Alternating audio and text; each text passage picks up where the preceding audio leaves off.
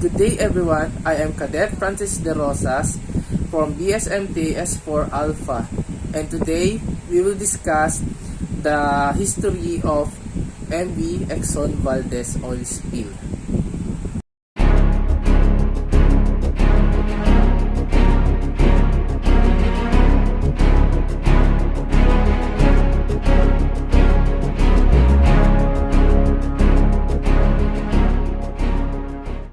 On March 24, 1889, Exxon Valdez spilled tons of crude oil, and it was the worst oil spill in the US history until the Deepwater Horizon oil spill in 2010.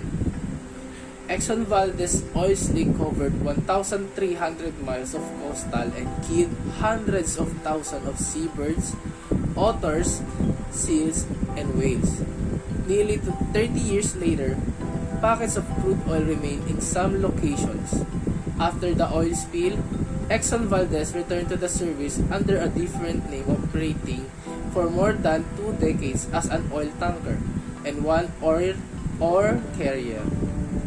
On the evening, March 23, 1989, Exxon Valdez left the port of Valdez, Alaska, with 53 million gallons of crude whole bay crude oil on board. At 4 minutes after midnight on March 24, the ship struck Bleach Reef, a well-known navigation hazard in Alaska, Prince William Sound.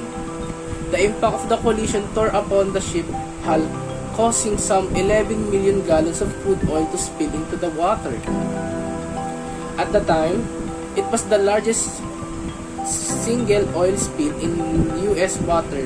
Initially, attempts to contain the oil failed, and in months that followed, the oil slick spread, eventually covering about 1,300 miles of coastal line. Investigators later learned that Joseph Hazelwood, the captain of Exxon Valdez, had been drinking at the time and had allowed an unlicensed third mate to steer the massive ship. In the months after the Exxon Valdez oil spill, Exxon employees, federal responders, and more than 11,000 Alaskan residents worked to clean up the oil spill. The spill had killed an estimated 40% of all sea otters living in the sound. The sea otters' population did not recover to its pre-spill levels until 2014, 25 years after the spill. And also, fishermen went bankrupt, and the economies of small shorelines towns, including Valdez and Cordova, suffered in the following years.